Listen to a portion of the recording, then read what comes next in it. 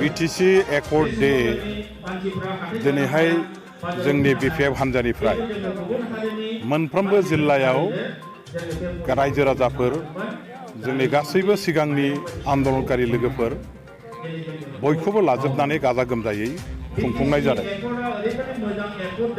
BTC accord 2003 सननि 10 February दिनैनि दिनाव जे साइन खालामजानाय एकर्ड, बे एकर्डआ बर'फोरनि मोनसे आन्दोलन खालामनायनि गिदिर मोनसे एचिभमेन्ट, सांबिधानिक भाबै गनायजानाय मोनसे राजनैतिक बेबस्थापना सिक्स शिड्यूलनि आन्दारावहाय बे बिटिसिखौ दाजानाय जादों। सिक्स शिड्यूलखौ सरासनस्रायै हाजोआरि ट्राइबेलफोरनि थाखाय बाहायनाय जायो, अब्लाबो बेखौ भारत सरकारा बर'फोरनि गिलु बालु सोमावसारनायखौ गनायथि होनानै आरो हाथियारनि सोमावसारनायखौ फोजोबनायनि मोनसे उपाय हिसाबै आलादा रायजो होनो हाथ'वामोन हिसाबै बे समावहाय बे आलादा रायजोनि गाहायाव सिक्स शिड्यूलखौनो पाहारिया ओनसोलनिफ्राय हाजोआरि ओनसोलनि ट्राइबेलफोरनि थाखाय बाहायजानायब्लाबो बेखौ एसे सोलाय सोल' खालामनानै सोदांनानै हायेननि ट्राइबेल नैबे ओनसोलाव बड'लेण्ड ओनसोलाव बेखौ बाहायनानै बर'फोरनि सोमावसारनायखौ सुस्रांनानै होनाय जाथोंसै होननानै भारत सरकारा बेवहाय बे बिटिसि दानायनि थाखाय दिनैनि दिननि बे गोथार बे 10 फेब्रुवारि 2003 सनाव सुक्तिखौ खालामदों। बिएलटिनि दारै बिएलटि आसाम गभर्नमेन्ट, भारत गभर्नमेन्ट बिथांमोनहा मोनथामजों खालामदों। जों दुलाराय बर' फरायसा आफादा बेवहाय साखि हिसाबै दङमोन। दा बिटिसि एकर्डनि गेजेरजों बर'फ्रा दिनै 40टा डिपार्टमेन्टनि डाइरेक्ट क्षमतानि बिगोमा जाबाय। जोंनि ओनसोलखौ जों खुंनो हानाय जाबाय। जोंनि ओनसोलनि हा हु गासैबो जोंनि आखायाव दिनै क्षमता जोङो मोननानै बेखौ बेंनो हानाय जाबाय। राव हारिमु कला कृष्टि जोंनि मोनफ्रोमबो बिथिङाव जौगाखांनाय शिक्षा दिक्षा जोंनि देहा गासैबो बिथिंखौ माने फाहामनाय बेनि उपाय बेनि जेब्ला राहा लामा बेखौ जोंनि दिनै बिटिसि सिक्स शिड्यूल बे 10 फेब्रुवारि खालामनाय सुक्तिनि दारैहाय जों मोनदों आरो बेयो जोंनि बर'फोरनि जोबथा थांखिखौ हासिल खालामनायनि मोनसे गिबि आगान। आरो बेनि थाखायनो दिनै आङो बिटिसि सुक्तिखौ बर'फोरनि मोनसे सोमावसारनायनि मोनसे देरहासारनाय मोनसे सुक्ति आरो देरहासारनायनि मोनसे फोरमान बिलाइ हिसाबै बेखौ जों स्वीकृति होयो। आरो बे दिनखौ बेखायनो जोङो साफ्रोम बर' फिसा साफ्रोमबो जोंनि सोमावसारारि रायजो राजाफ्रा माने गाजा गोमजायै फालिनानै अरायबो बेखौ माने संग्रामनि मोनसे बा सोमावसारनायनि मोनसे गोख्रों मोनसे जांख्रिखांनायनि मोनसे माबा हिसाबै उदाहरन हिसाबै फालिलांनाया खोब गोनांथि दं। आं बेखौनो बयखौबो खावलायो। गोदानै बर'फोरनि गेजेराव फरायसा आफाद दानाय बेयो सोरनि आखाइजों जादों आरो सोर दङ बेखौ आङो दिनैहाय मोजाङै मिथिया, खिन्थु सिदा सिदायै आंनि खोथाया बे, आङो जिहेतु दुलाराय बर' फरायसा आफादनिफ्राय फैनाय सासे बर' फिसाफोरनि गांनाय उखैनाय थांनाय थैनायनि बाथ्राखौ लानानै बर' फिसाफोरनि रैखाथि मोनथायनि थाखाय आलादा हादोर सोरजिनायनि थाखाय दुलाराय बर' फरायसा आफादा जोनोमनिफ्रायनो थैथाब थांथाब मावबोदों आरो उनावबो मावबाय थानांगोन। बेनि थाखायनो बे आफादखौ जोङो गोख्रोङै अरायबो लाखिबाय थानाया दरखार दङ।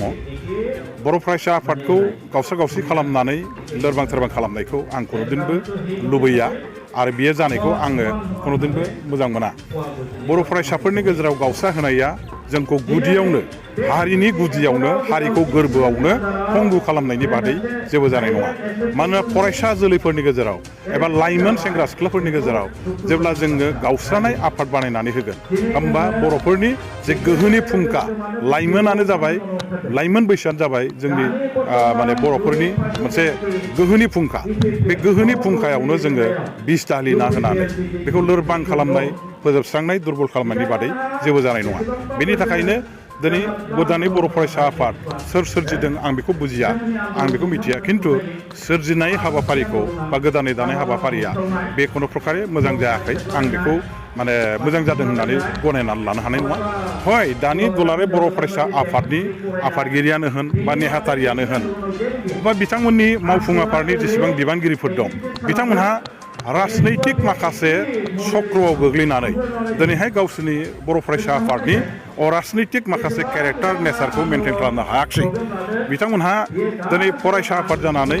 माने राजखान्थियारि आफादजों थाफानानै खामानि मावनायनि थाखाय दुलाराय बर' फिसाफोरजों गाज्रि मोनजानाय लामायाव फैदों आरो बेनि थाखाय सोंखारिदों बेनि थाखाय बर' फरायसा आफादखौ माने दिनैहाय बयबो माने खुद्रिखांनाया फैदों दा बेनि थाखाय जों फरायसा आफाद हिसाबै आफादखौ गाज्रि मोननाया थिग नङा बर' फरायसा आफादखौ जोङो नस्थ' खालामनो साननाया थिग नङा बेनि जाय दैदेनगिरिफोर दं बे मावफुं आफादाव जायफोर दैदेनगिरि जानानै दानि बर' फरायसा आफादखौ दैदेनबाय थादों बे नेताफ्रा गाज्रि जानो हागौ बेनि कर्मिफ्रा गाज्रि जानो हागौ सामयिक भाबै बे गाज्रि जानानै थानाय कर्मि नेताफोरखौ बोस्रांनायनि थाखाय बिसोरखौ बोखारनायनि थाखायसो माब्रै बर' फरायसा आफादखौ सोदांफिननानै थिग खालामनानै लाफिननो हायो बिनि थाखाय राहा लामा लानायासो बयनिबो थाखाय मावनो गोनां हाबा होननानै आं सानो साफा सानै दैदेनगिरिया भुल खालामबाय गाज्रि मावबाय होननानै बिसोर राजनितिजों दुलाराय फरायसा आफादखौ लांनो नागिरबाय होननानै जोङो बर' फरायसा आफादखौ गोदोना सेबथेनानै फोसैनो हाबाफारि लानाय बायदि खालामोबा बे खिन्थु थिग जानाय नङा बे खिन्थु थिग जानाय नङा मानो होनोबा गावस्रा जानायनि उनाव जोंनि गेजेराव माबायदि बिपद माबायदि खैदां खैफोद माबायदि गिथाव बाथाव थासारि फैदों बेखौ थांनाय समफोरनि बे जारिमिनफोरखौ जों दिनै बयबो मिथिगौ आरो बेफोरखौ गोसोखांनानै दिनै बे गावस्रि आरोबाव फरायसा आफादनि गेजेराव फैयोबा जोङो गुदियावनो जुदि हारिखौ गावस्रानानै लाइमोनफोरनि गेजेरावनो हारिखौ जुदि जों बोखावनानै लायोबा होमबा बेसेबां खैदां खैफोद फैनो हागौ बेखौ जों नुहुरखानाय आरो बेखौनो लानानै जोंनि बिहारु माखासे हारि माखासे दल संगठनफ्रा बर'फोरखौ नाख्रेबनानै धंस खालामनायनि माखासे हाबाफारिखौ लानो खाबु मोनदों जोंनि गेजेरावनो नांलाय खमलाय खालामनानै 10-15 बोसोर 20 बोसोरसो फावसयलांबाय थागोन जाथि दानायनि हाबानिफ्राय जे समाव जों जाथि दानायनि बर' जाथि दानायनि थाखाय खामानि मावनांगौ जोंनि राइट्सनि थाखाय जों संग्राम खालामनांगौ बे समाव जुदि जोङो दिनैहाय गावजों गाव मोननै मोनथाम गावस्रानानै थानानै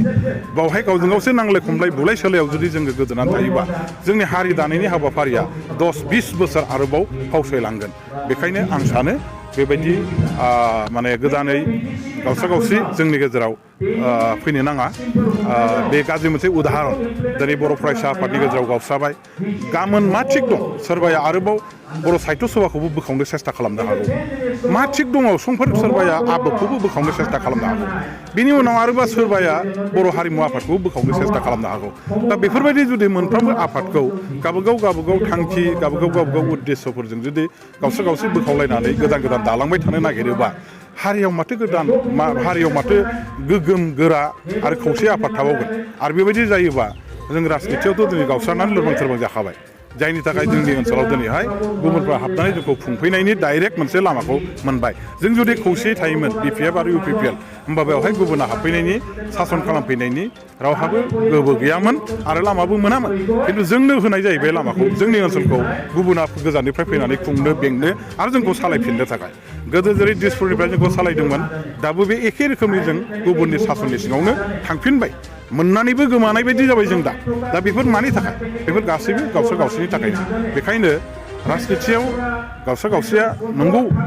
माने असम्भब नङा जायो होमबाबो जोंनि माहारि आफादफोरनि गेजेरावहाय जिखि जाया आफाद जाया मानो बे आफादखौ जोङो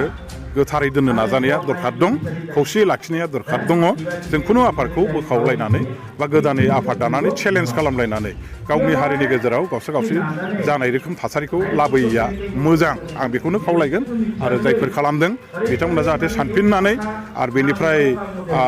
माने आफादखौ दानायनिफ्राय जाहाथे गोजानाव थाफिनलायनो हायोबा खोब मोजां जागौ आं बेखिनिखौ खावलायगोन आरो जायफ्रा दिनै दुलाराय बर' फरायसा आफादाव थानानै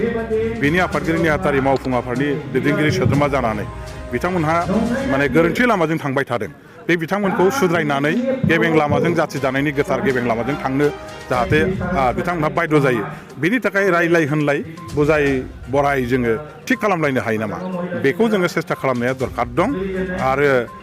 जुदि मानिथाराबा जोङो बिथांमोनखौ दुलाराय बर' फरायसा आफादनि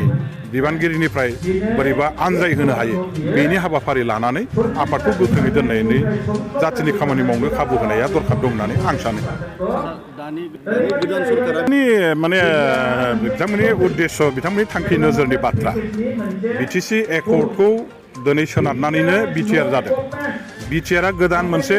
भारत संबिजिरनि प्रभिजननि दारै दाजानाय नङा बिटिसि 10 फेब्रुवारि 2003 सनाव दाजानाय 6 सिडिउलखौनो दिनै खनसेबाव गोदानै साइन खालामनायसै गतिके 6 सिडिउलनि फाउन्डेसन डे हिसाबै दिनै जोङो 10 फेब्रुवारि थारिखखौ हमना लानो हायो बड'लेण्ड ओनसोलाव बर'फोरनि गेजेराव 6 सिडिउलखौ गायसनजेननाय थारिख बे सुक्तिया आरो बे 6 सिडिउलखौनो दिनैहाय बिसा माने बिथांमोनहा सोनारनानै बेनि सायावनो बिटिआर सुक्तिखौ खालामदों बिटिआर हिसाबै गोदान जेबो प्रभिजनाव राजनैतिक एग्रिमेन्ट जायाखै बेयो भारत संबिजिरनि खुनु प्रभिजनाव बिटिआर होननाय शब्द आरो बे एरेन्जमेन्टआ गैया जे दङ दा 6 सिडिउल बिटिसियावनो दङ गतिके बिटिआर एकर्डखौ फालिनायनि नामाव माने दिनैनि 10 तारिख फेब्रुवारि 6 सिडिउल फाउन्डेसन डे बेखौ फालियाखैब्ला बे बिथांमोननि गोरोन्थि मानो होनोबा बिथांमोनहा 6 सिडिउल दिनै बिटिसि प्रभिजन 6 सिडिउलनि सायावनो गसंनानै बिटिआर सरकारखौ सालायगासिनो दङ गतिके गावसोर गसंनाय बिटिखौ गावसोर सिनायनो रोङाबा जतन लानो रोङाबा बे आरो माने गोरोन्थि जागोन आरो बे गोरोन्थिखौ बिथांमोनहा दिनै मावदों आरो रायजो राजाफ्रा बेखौ निस्सय बयबो नोजोर होदों बे बिथांमोननि भुल मोनसे सिद्धान्त जे बेखौ पालन खालामहैया